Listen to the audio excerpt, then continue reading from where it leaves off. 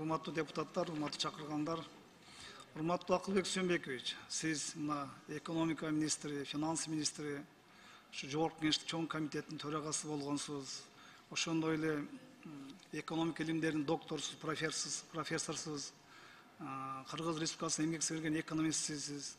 Биз туура түшүнүп атабыз. Азыр биз дагы депутаттарда көп талап коюп атпайбызбы? Элдин көйгөйүн ананы бүтүрүп берле, мунаны бүтүрүп берле деп. Эми кыйналып акчаны аяктан табышты билбей ушул мыйзам долбоорун көтөрүп атасыздар да. Будан башка багытта ишти алып бара албай атасыздарбы? Бул казинодон башка тапсаңыздар болбойбу экономиканы бул көтөрүштүчү? Бизде тегерегибизде кошуналарыбыздан бир гана астыга кете турган мүмкүнчүлүгүбүз бар, бул туризм да. Туризм көп тармактуу болуш керек, ошонун ичинде игорный деятельность дагы болуш керек экен да. Мына биздин ЕАЭС өлкөлөрүнүн арасында Белоруссияда, Россияда, Казакстанда, Арменияда дагы иштеп атат. Бул казинолор. Бизге ушу туризмди биз ушу игорный деятельность боюнча да образовательный, анан оздоровительный, географический, бүт балгон охотниктердики бар боюнча программаны иштеп чыкканбыз. Анан ушул бир эки маалыматты сизге айтып коеюн. Ушу Грузияда жылына 2,2 миллиард сомго чейин акча агып келет экен. Былтыр $70 миллион, 2020 жылы $70 миллион түшкөн экен. 21 жылдын биз эмесин алган жокпуз. Доходторун ала алган жокпуз да. Анан ошондой эле биздики менен салыштырмалуу ойной турган Филиппинде игорный бизнес жылына 25 миллиард алып келип берип турат экен. Ошо казынага болсо $40 миллион жылына түшүп турат экен. Мына былтыр Грузияда 2020 жылы 24%га ошо келген доходтордун обороту көбөйүптүр. Бул $10 миллиард түзөт экен. Мен айтып кеткендей $100 миллион тегерегинде ушундай акчалар түшүп атат. Эми Лас-Вегас өзүңүздөр билесиздер, жылына $1 миллиард алып турат. Хорватия деген да кичинекей эле мамлекет, жылына €430 миллион акча алып турат экен. Хорватия дагы жалаң туризмдин эсебинен жашайт да ошол күнү. Биз бөлөк жактан дагы таап атабыз. Өзүңүздөр билесиздер, жалаң эле салыкты карап турбаш керек. Сиздердин жардамыңыздар менен мына кумтөрдү алдык элек. Таможнядан жанагы Украина менен Орусиянын ортосунда болуп кеткен жанжалдан кийин 4,5 миллиардыбыз токтоп калды. Бир 2 миллиард дагы алар планга чыга албай аткан. Ушу 6,5-8 миллиардка чейин биз ошо кумтөрдүн төлөй турган акчалары менен бюджетти пока жылдын аягына ортосуна чейин жаап, жылдын аягына чейин ал акчаны кайра эми жанагы наследие великих кочевниковго берип, өнүгүп өсүп кетебиз да. Бизде эми салыктан башка дагы доходубуз болуш керек да.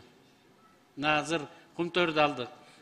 Камбар атаны курайлы деп атабыз. Камбар атанын биринчи агрегаты 5-6 жылдан кийин эле кетет да. 5-6 жылга чейин бөлөк диверсификация жасабасак, жалаң эле салыктан көз каранды болсок, мына көрсөтпөдү коронавирусту, урматтуу депутаттар. $350 миллион дүйнө жүзүнөн карыз калдык. 2020 жылы. Кумтөрдөн түшкөн 74 миллионду дагы жок кылып алдык да. $424 миллион менен араң пенсия пособия зарплатаны бердик 2020 жылы.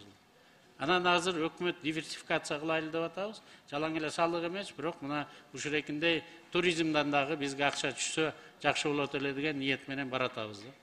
Бирок расходтор көп. Сиз туура айтып атасыздар. Мына школ боюнча абдан көп критиканы угуп атабыз. ЧСтин списогунда 245 турат. Быйыл капиталовложенияга 110-ун киргиздик, ошонун 25-ин бүтүрдүк уже. Дагы 135 мектепти ЧС ичине окубайсыңар деп атат, ошого азыр акча иштеп атабыз. 133 мектеп капиталдык ремонттон өтүш керек. Мындан тышкары мына быйыл былтыркыга караганда 10 миңге бала көбүрөөк төрөлөт. Демек биз 24 жаңы школ курушубуз керек да. Эми биздин расходторубуз дагы аябай эле көбөйүп атат, ошондуктан салыктан башка дагы доходтордун баарын карап атабыз да. Жалгыз ушу казинодон түшкөн 2 миллиард сомду карап эле отурабыз деген жерибиз жок. Бирок бул дагы бизге мындай лишний болбойт эле да. 1 миллиарддан 2 миллиард быйыл аркы жылы бир 4 миллиардка деп атабыз, андан кийин 5 миллиард сомго чейин акча түшөт. Бул бюджеттин доходуна. Бирок мындан тышкары көп акча, оборот 1-2-3 миллиард акча келсе, анын артынан дагы акчалар тартылып келет да. Дүйнө жүзүндө акчанын потогуна, анан товардын потогуна күрөш жүрүп атат бүгүнкү күндө. Анан ошо күрөштө биз ушундай инструментибиз жок болуп атат. Туристтерди чакырып келип, биздин кооз жерлерибизде ал бирөөлөр казино ойносо анын үй бүлөсү калган туризм менен алек болот экен да. Биз ошону карап атабыз. 1998 жылдан 2011 жылга чейин казинолор Кыргызстанда иштей аткан. Эми Акылбек Сөнбекович, бул биздин өлкөдө бул практика болгондо казино ачылган. Бир канча көйгөйлүү маселени алып келгенде, ушул мыйзам долбоордун 15-беренесинде жазып атасыздар, Кыргызстандын жарандары казиного киргизилбейт депчи. Буну кандай көзөмөлдөйсүздөр? Кирип баратканда баары тең өзүнүн паспорту менен кирет, фейс контроль, биометрикалык контроль менен гана кирет. Муну биз Европадан көрдүк. Мисалы ошол эле Финляндияга бир топ депутат, 6 депутат болуп барып келгенбиз. Биз барып кирип баратканда переводчикти киргизбей койду. Биз өзүбүздүн паспорттор менен кирдик. Азыр дагы ошол эркинде милдет укук коргоо органдарына жүктөлөт. Мына Камчыбек Кыдыршаевич дагы келди. Бир дагы киши казиного, Кыргызстандын казиносу кирип ойнобойт. Ойной турган болсо лицензиясынан ажырайт. Мына депутаттар сунуш берген экен. Биздин атайын инициаторлор ачылып атканда 1 миллион сомдон биз баштап көрөйлү лицензияга, лицензионный сборду деп. Сиздер 1,5 миллион доллар деп атыптырсыздар, мен ошону колдойм деп атам. Ачылып атканда 1,5 миллион, 1 миллион долларды өкмөттүн счетуна коюп койсун. Бир кыргыздын жараны кире турган болсо 1 миллионун лицензиясын дагы биз алып коебуз да. Мына ошондо көзөмөл болот. Аны биз көзөмөлдөбөй эле ошо казинону ачкан кожоюндар көзөмөлдөйт. Биздин жарандар кире турган болсо лицензиясынан да ажырайт. Керек болсо лицензионный соглашенияга жазып коелу деп атабыз. Оборудованиялардын баарын да алып калабыз. Бөлөктөрдү киргизбешиңиздер керек биздин жарандарды. Кыргызстанда туулуп өскөн, башка мамлекеттен жаранды калгандар кире беришеби анда? Эми эгерде ал бөлөк мамлекеттин жараны болсо мен ага кантип запрет берем? Анын үй бүлөсү, ата энеси, бала чакасы бул жерде да. Мурдагы казино эмнеге жоюлган? Азыр бүгүнкү күнү биз миграционный службалардан запрос кылдык. Орусиянын кимиси кайсы биздин жарандар, кайсы кишилер жаранды калды деп. Эгерде ошо база данныхты ала турган болсок, биз анда мындай иш аракетке барайлы деп атабыз. Бул эми Орусияда жүргөн биздин жарандар боюнча болуп атат да.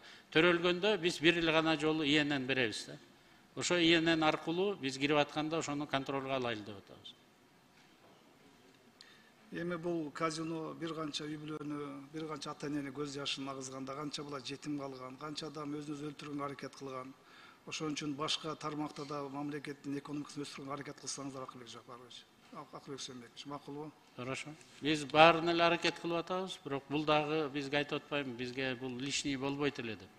Туризмди өнүктүргүлө деп атасыздар. Мына туризмди өнүктүрө турган фонд туризмага 1 миллиард сом бердик. Программабызды иштеп чыктык. Эң көп туристтерди алып келе турган ушуреки игорный заведениялар экен да. Анан биз ошого дагы басым жазап, мындан ары туризмди өнүктүрүп кете турганга болгон шарттын баарын түзүп атабыз. Казиносу келбейби экен туристтер? Казиносуз деле келип атат го, бирок казино менен көбүрөөк келет экен. Анан акчалуу туристтер келет экен казиного.